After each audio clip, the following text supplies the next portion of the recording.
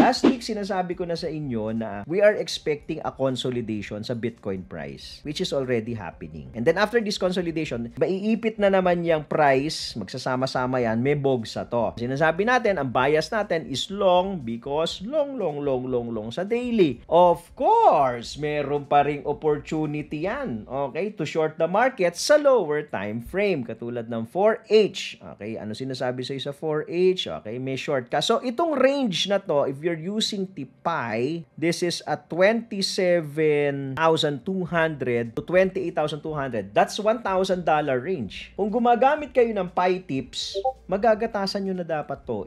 Pwede mo na tong gatasan, tong range na to. Long and short. Pero, at the back of your mind, dahil sa higher time frame, sa one day mo kang paakyat tayo. Okay, there's a possibility na ma-break natin yung 28.5. Medyo mas bias ka ngayon. Mas lamang yung position mo dun sa long position, lalo na kapag ka bumababa dun sa 27 level. 27.2 or below 28. Ito na, itong level na to, dito, below dito sa box na to.